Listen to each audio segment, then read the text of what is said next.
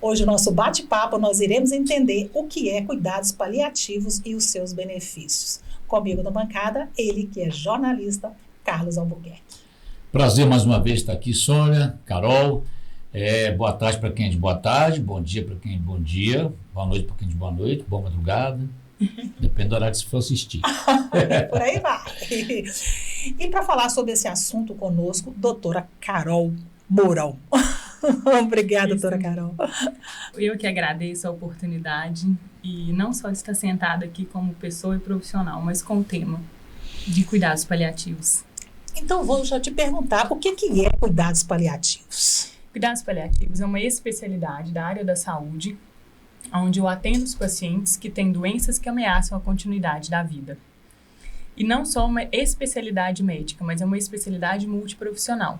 Então, eu tenho formação de fisioterapeuta, de psicólogos, de fonoaudiólogos, mas é uma especialidade com conhecimento técnico baseado em estudos científicos. Você é da área de cardiologia, né? Eu estava lendo que começou essa história dos cuidados paliativos meio por conta dos pacientes oncológicos, os pacientes de câncer. Como é que você, na área da cardiologia, foi parar nos cuidados paliativos?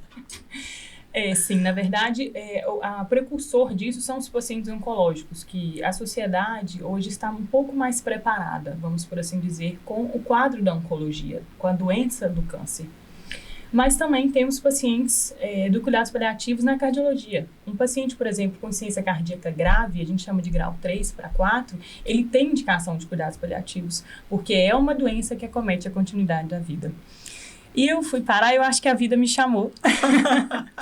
Eu brinco que o cuidados paliativos está dentro da gente. É ele que nos convida, ele que nos chama.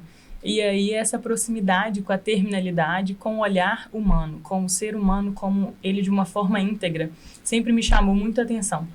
Então eu, como cardiologista, não atendo só o coração. Eu tenho que entender desse paciente como um todo. E é isso que o cuidados paliativos traz.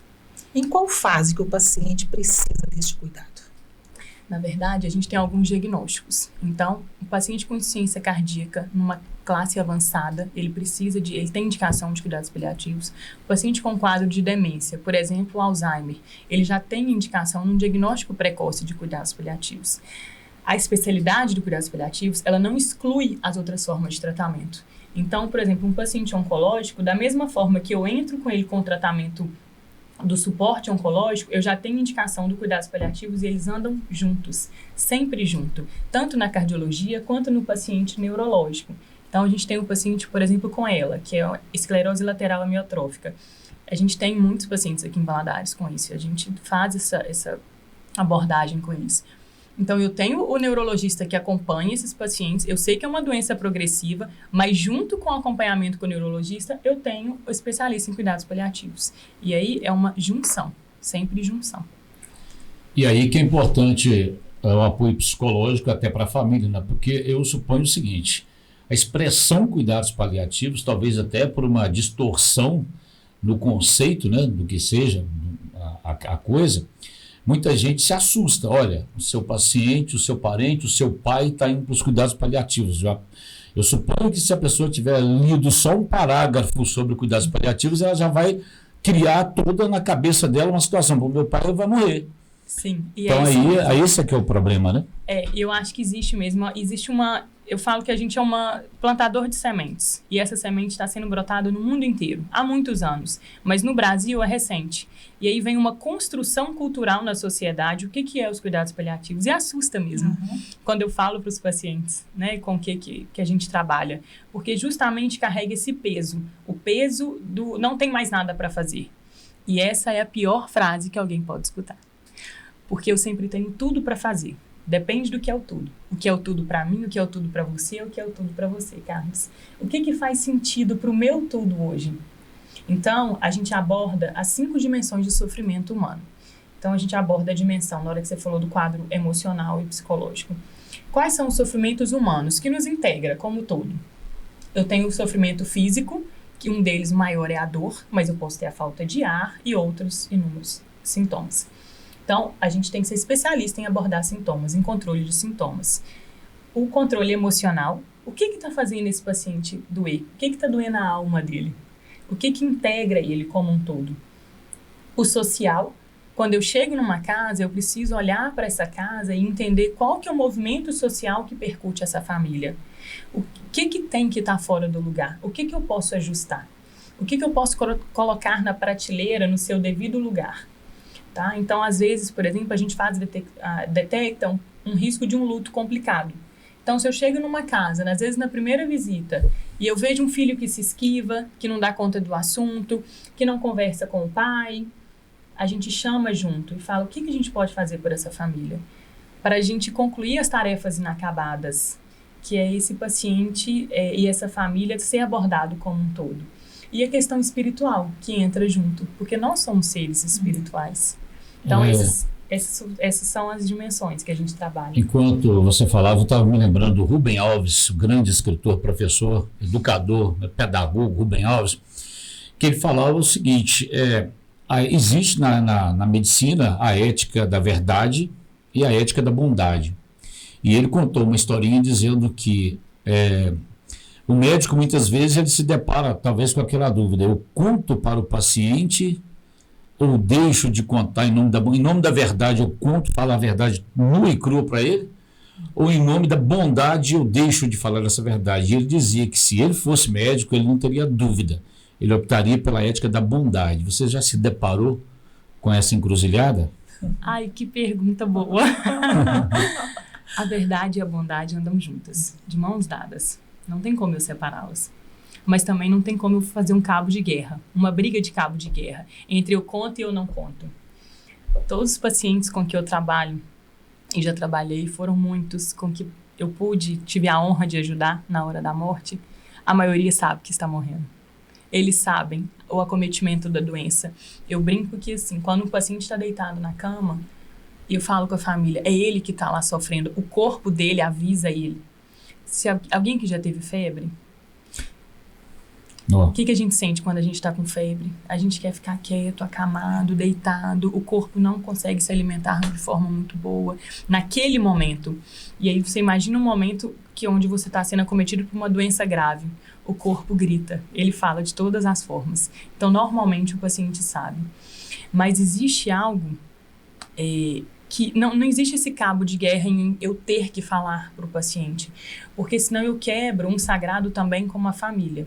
Então, ele merece a verdade com a bondade junto, mas isso é uma decisão compartilhada. Tudo que a gente trabalha é junto com a família e o paciente. E lembrar de que a Carol gostaria, como se eu adoecesse um dia de uma doença grave, eu gostaria de ser comunicada. Mas isso é o que faz sentido para mim. Então, normalmente, eu pergunto para o meu paciente: você quer saber do seu caso? E aí ele vai me olhar e eu posso perguntar: e se for uma notícia ruim? Às vezes ele pode falar: não, doutor, eu não quero saber, está suficiente, obrigado. E acontece essa resposta? Acontece. Sim, às vezes ele não dá conta. A terminalidade é algo que ainda nos comove e nos chacoalha de uma forma, e a gente tem que estar preparado para ela. O sofrimento é maior na hora que você recebe esse diagnóstico ou no decorrer do tratamento, doutora? Que você vê que às vezes você está piorando. Depende do quanto você tem dos 5 sofrimentos, das dimensões de sofrimento. Então, se eu tenho alguém que olhou para trás e viveu a vida na plenitude, que eu acho que é a maior forma da gente olhar para cuidados paliativos, que quando eu falo assim, quando a gente conversa sobre cuidados paliativos, o que a gente vem? A primeira palavra na cabeça, vem morte. E, na verdade, tem que vir vida. Porque hoje é o que a gente tem. Nós estamos aqui, nós 3, agora conversando. É esse momento que a gente tem. Então, isso é vida. Se essa pessoa que tem um diagnóstico difícil, ela teve uma vida bem elaborada, ela viveu, que fez sentido para ela, o sagrado dela, ela vai enfrentar isso de uma outra forma. Ela enfrenta a terminalidade de uma outra forma. E, às vezes, o diagnóstico muda essa chave. Como que essa pessoa estava vivendo? Às vezes, é necessário você ter um diagnóstico difícil para você fazer esse clique. Eu vejo isso, né? E aí eu penso que a gente não precise disso para viver o que faz sentido para a gente. Então, nem sempre eu vou ter esse sofrimento na hora do diagnóstico, na terminalidade. Depende da elaboração desse processo. Depende da equipe que está conduzindo. Depende dessa família. O que eu encontro nessa família de sofrimento. Então, seria correto eu dizer que o objetivo do cuidado paliativo não é nem antecipar e nem adiar a morte. Seria isso? Perfeito, Carlos. É crime a gente adiantar a morte no Brasil. Chama eutanásia. E aí tem algumas formas de a gente trabalhar com essa morte. Então, existe a distanásia, que é algo que a gente aprendeu a fazer e que não é o correto, né? O que não é o bom de se fazer, que é a gente prolongar esse sofrimento humano a qualquer custo. E aí a gente abre várias caixinhas de perguntas. Até onde a tecnologia nos possibilita viver melhor? Até onde isso é benéfico? E aí existe essa linha. Existe a ortotanásia, que é essa morte natural, onde o paciente e a família consegue conduzir essa morte, a família e a equipe junto, de uma forma tranquila. E a calotanásia, que é essa morte bela, bonita, que é onde a gente trabalha por ela. Que é o sonho de todo mundo, morrer e não acordar. Morrer que nem Carlos Drummond de Andrade, que nem Mário Quintana. Os poetas morrem assim, né? Olha. O tratamento geralmente é do paciente ou da família? Porque adoece todo mundo, né? Perfeito, adoece todo mundo. Eu não posso entrar numa casa e olhar só para esse paciente. É o meu dever olhar para todo mundo. Então, se eu tenho um paciente à beira-leito de um fim de vida, de cuidados de fim de vida, automaticamente eu tenho que olhar para essa família. Então, hoje, por exemplo, eu fiz uma reunião familiar. E aí, o paciente estava no quarto, debilitado, é um câncer metastático, a família ciente, é um idoso. E é a primeira coisa que eu fiz. Então, vamos conversar com a filha e a esposa. Eu preciso saber como que elas estão. Qual que é o nível de sofrimento? Qual que é o nível de consciência delas? Será que elas estão tranquilas se esse paciente virar óbito em casa? Qual que é o desejo desse paciente? E aí, na reunião familiar, vem surgindo tudo isso. Esse desejo de morrer em domicílio, de estar rodeado. E o paciente que verbalizou isso para a esposa. Eu quero morrer aqui, que é onde faz sentido para mim. Com todo mundo que eu amo, do meu lado, ao meu redor. Né? E essa esposa já sofre, a gente chama de luto antecipatório, porque ela sente falta do marido, que ele não é mais. Hoje, ele é um paciente acamado e exige muitos cuidados dela. E aí ela brincou e falou assim, eu guardo o buquê de rosas, eu sinto falta que todas as datas ele me dava um buquê de rosas. E isso é uma parte do luto, de alguém que foi e que não é mais. Mas então a gente precisa abordar essa família e entender o que faz sentido para essa família, o que eles dão conta de viver. E claro, o que o paciente dá conta de viver em domicílio. Eu tive um caso que vários casos marcam a gente, né? E a gente lida com emoções, são seres humanos cuidando de seres humanos. E eu chegava lá e a paciente brava comigo, ela tinha câncer de mama metastático e ela custava andar com a bengalinha dela assim. Tinha um dia que ela levantava a bengalinha brava comigo. Ela não veio me examinar hoje não. E era muito gostoso, assim, de cuidar dela. E aí ela pediu para morrer em casa. Mas a gente não deu conta, porque ela entrou em um período de falta de ar, com difícil controle em domicílio. E aí eu falei com ela, olha, ela já com rebaixamento de nível de consciência, mais sonolenta. Eu falei, eu sei que é seu desejo, mas eu não posso te ver sofrer. E isso é a base do meu trabalho. Então eu vou te levar para o hospital, mas lá você vai ser completamente cuidada.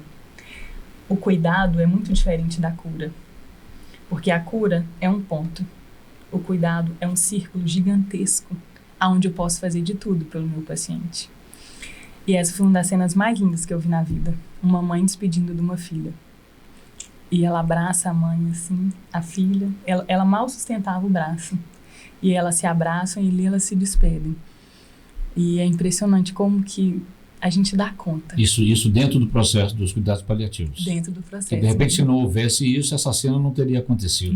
Não teria acontecido. Existe reversão, doutora, em alguns casos, ou não? Geralmente, a maioria vai a óbito. Normalmente, a maioria vai a óbito. Sim.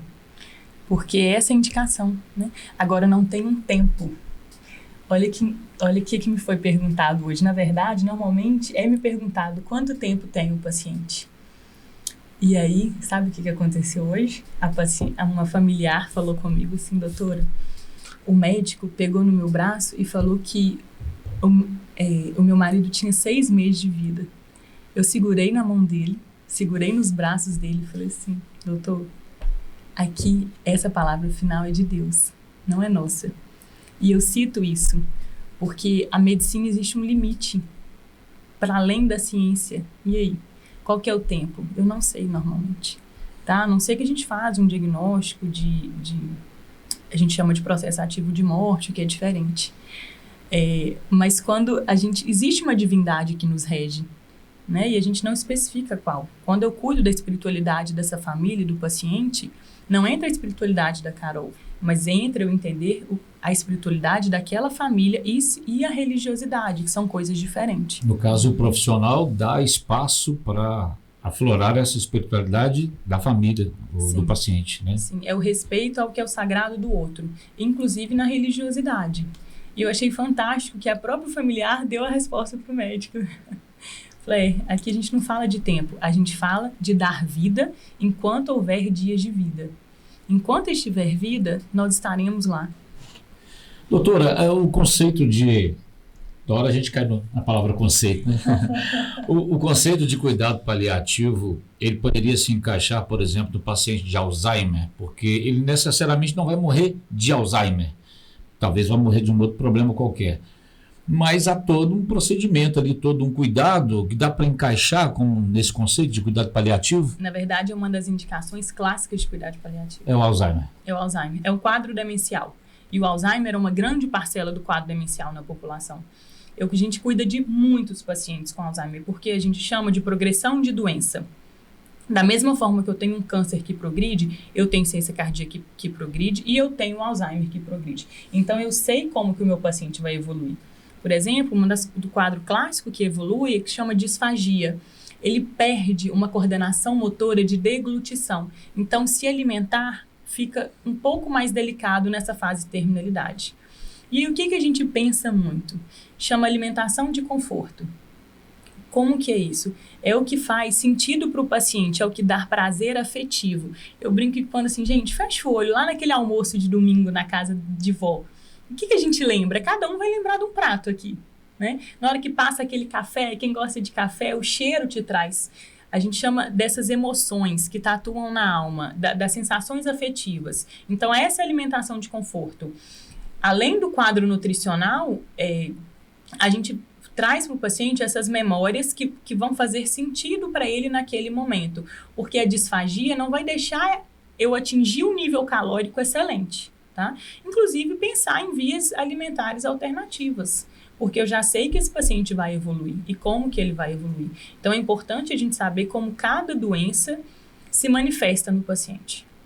E no caso do Alzheimer, o familiar mais próximo, um ou outro, dois, ou que sejam três, precisam estar muito afim de topar a parada, né? Porque senão não vai.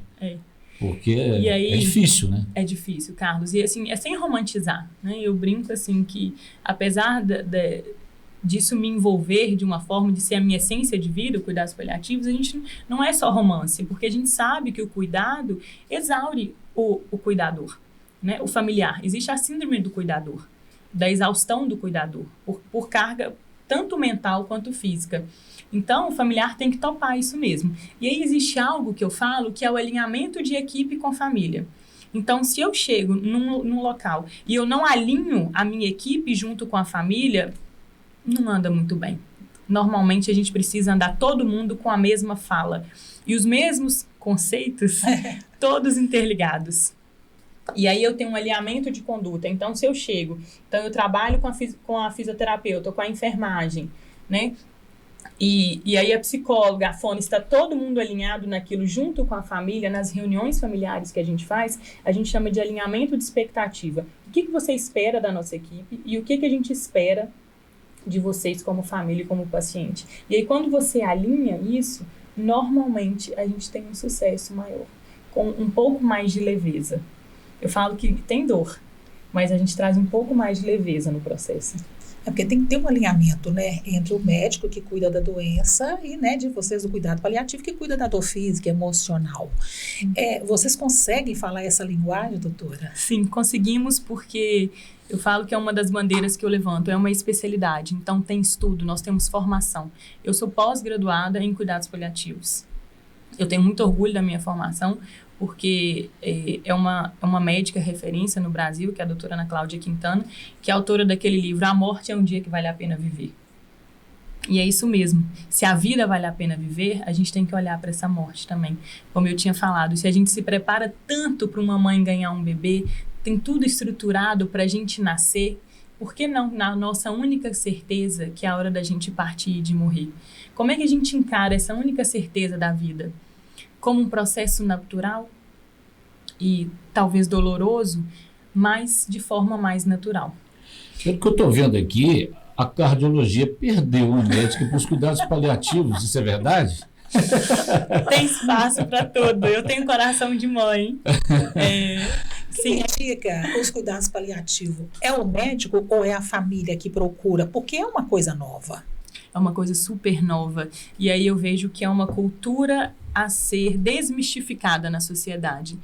E olha, o meu telefone muitas vezes toca por um familiar. Do ano passado para cá, agora em 2023, vai entrar a lei que se torna obrigatório o cuidados paliativos no curso de medicina, o que é fantástico, porque agora nós, como profissionais de saúde, vamos ter esse olhar, né? E como é novo, o profissional também está se formando, se construindo, até para chamar o médico em cuidados paliativos ou a equipe. Então, a gente tem um serviço aqui, eu gosto muito de falar desse serviço, que é do SAD, que é o Serviço de Atenção Domiciliar pelo SUS, que é onde a gente trabalha em equipe, e aí a gente, como eu estava brincando, né, a gente alcança o inalcançável.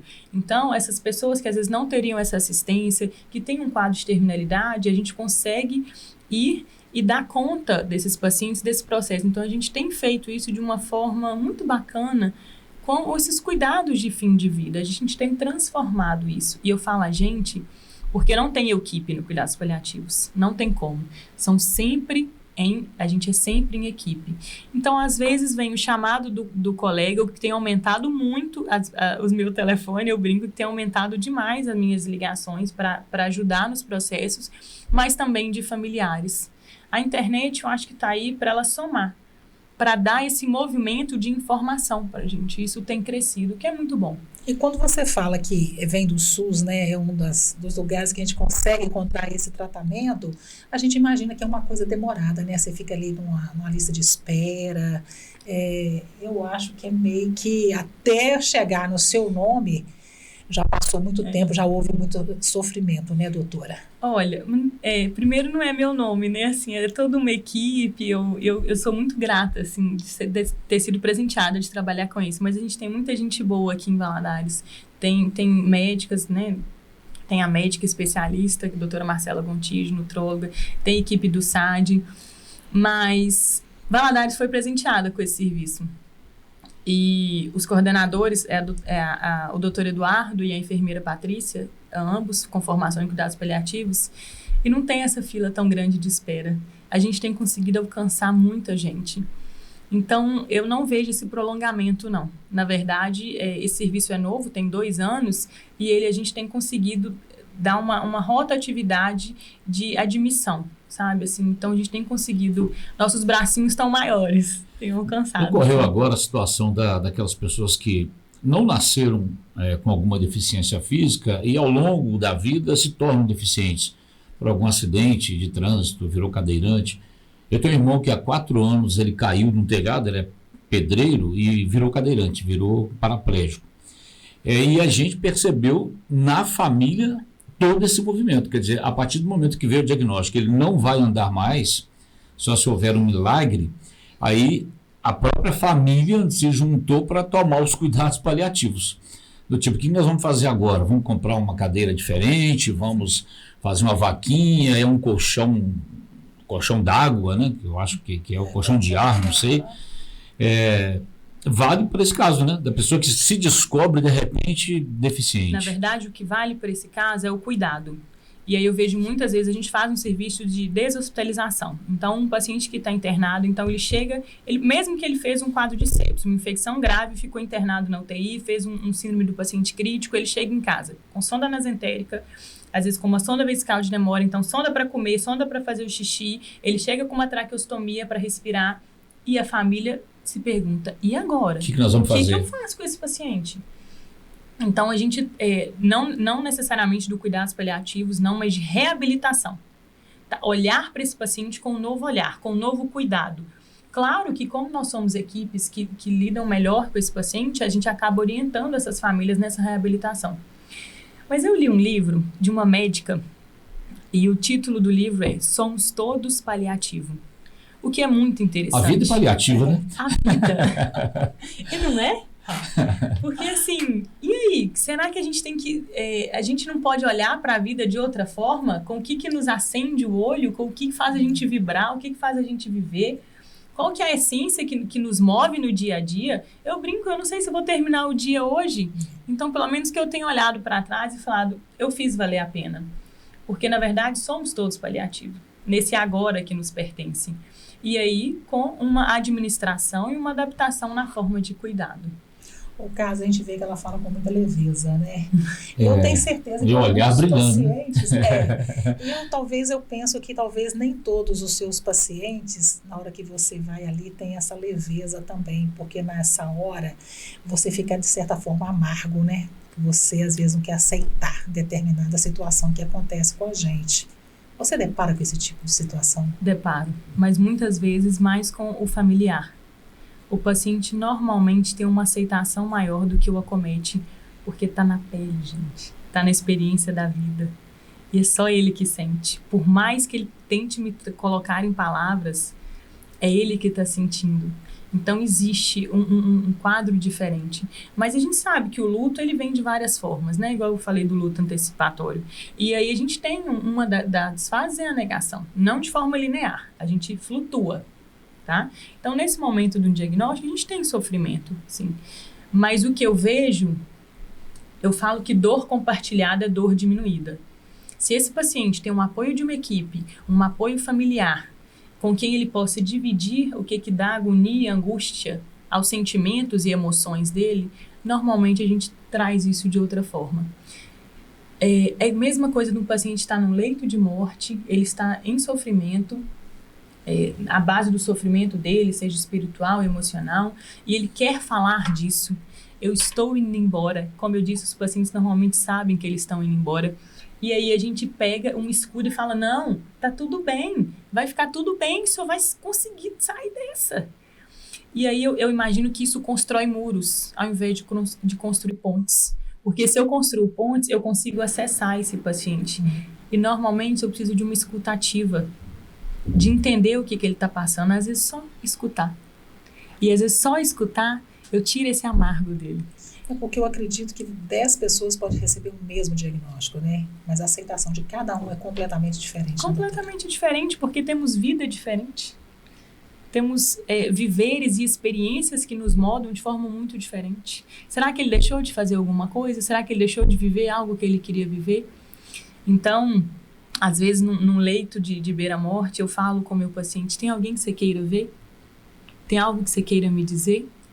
Algo que eu possa fazer por você hoje? E isso muda.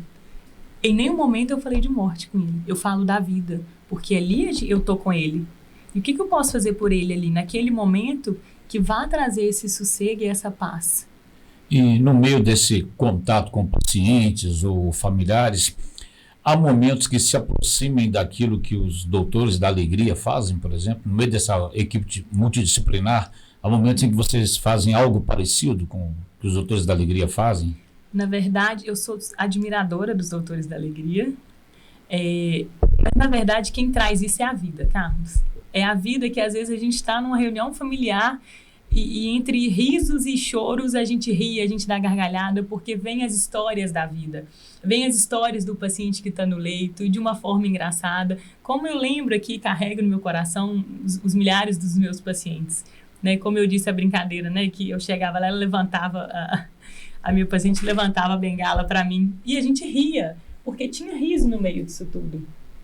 Então, a alegria é dessa forma, de acolher e de cuidar do paciente. Essa é a melhor forma de trazer alegria para eles. Mas você já se pegou no momento em que vou fazer uma palhaçada aqui agora, que é a única coisa que cabe que neste momento é eu fazê-lo rir. Já aconteceu assim, não? Já. Tem uma enfermeira que trabalha comigo, que é uma amiga minha, Patrícia, e ela é boa nisso, sabe? Ela traz essa alegria nessa forma espontânea. Mas o que eu vejo é que normalmente essa escuta que faz a diferença, sabe, Carlos? Assim, a gente traz a leveza. Trazer a leveza para aquele momento, né? A gente não traz peso, eu tenho que tirar esse peso. E às vezes com a palhaçada, ou com uma outra forma, ou com choro. Já me emocionei demais nas minhas visitas. A gente não se despedaça. É algo organizado, né? Você falou agora há pouco da fé, né? Às vezes a fé do próprio paciente, a fé da família, ou a fé de todo mundo. Agora, eu queria que você falasse para a gente das surpresas. Por exemplo, você olha para o paciente, a sua equipe multidisciplinar faz uma avaliação, olha, vai ter 6 meses de vida. E, de repente, com os cuidados paliativos, chega a 8 meses, 9 meses, de repente 1 ano, não sei. Tem histórias assim? Muitas. Porque a gente diminui a invasão em alguns pacientes e isso de forma que prolonga a vida. Isso não é uma certeza absoluta do que a gente propõe, mas é o que eu falo que isso aparece nesse cenário. Normalmente isso se prolonga. A gente consegue aumentar um pouco dos dias de vida desse paciente porque a gente diminui o sofrimento, a gente cuida. E aí ele consegue se organizar melhor, ele e a família. Então eu já vi muitos casos assim. A gente percebe que a medicina ela tem limite, né, no tratamento, né? Mas os cuidados paliativos, ele vai até o último minuto, né, doutora? Vai, inclusive depois. Eu costumo muito fazer a visita pós-óbito, que é para entender como que essa família está lidando. Por exemplo, no caso de um luto complicado, que a chance é muito grande. Teve uma casa que eu fui, que eu olhei para esse filho e falei, esse menino não está tão organizado, não está legal.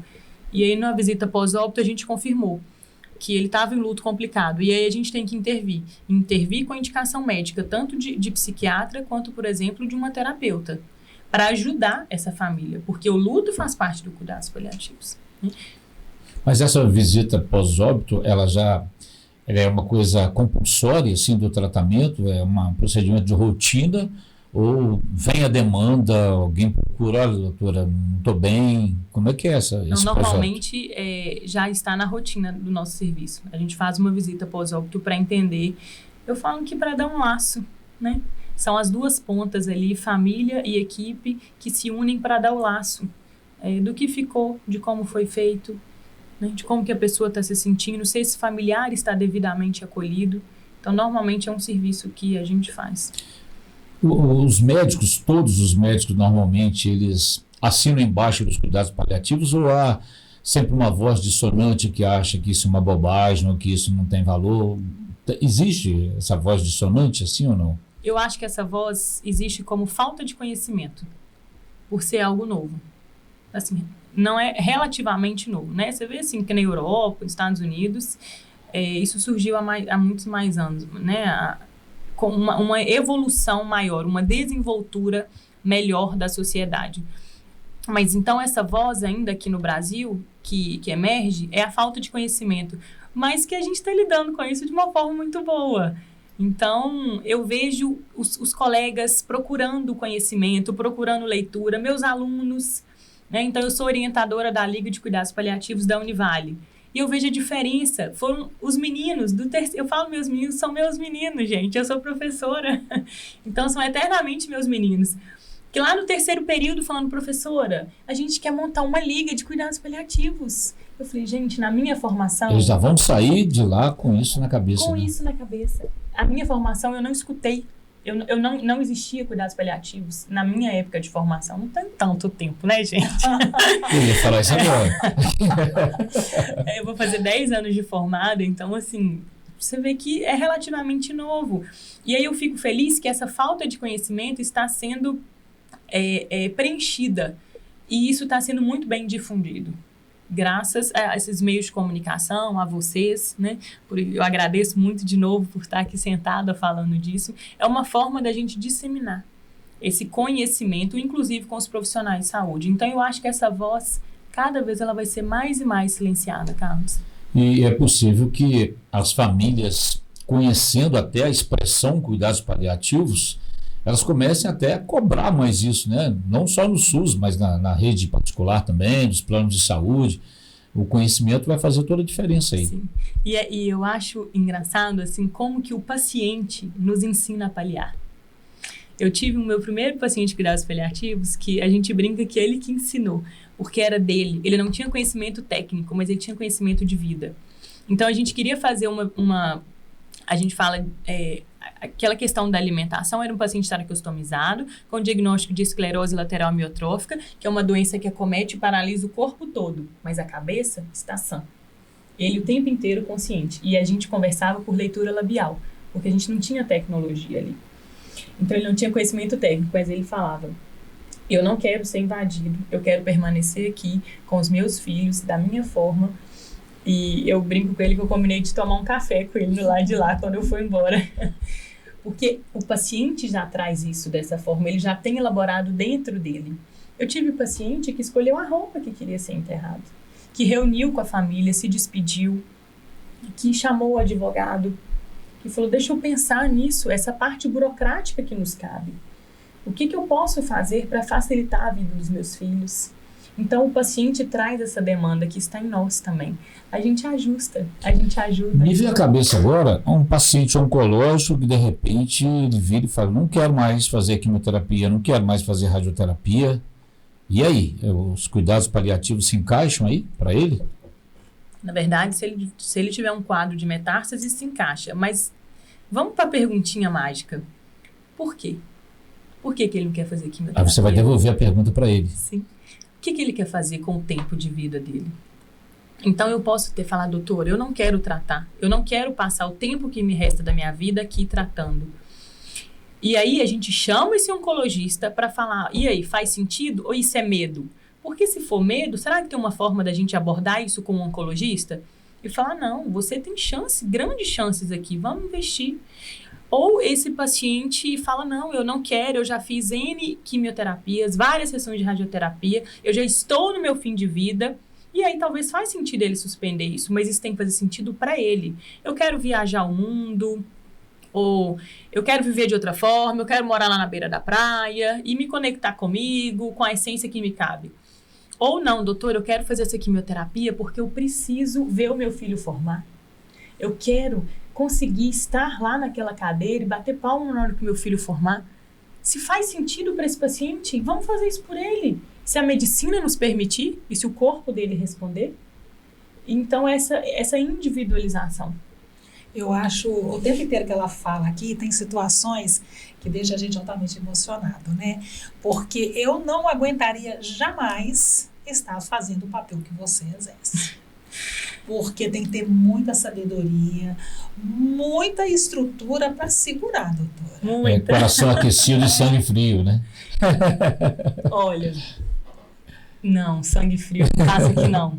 Eu falo. Mas o coração é aquecido. O coração é muito aquecido, Carlos, muito aquecido. É muita emoção que me move.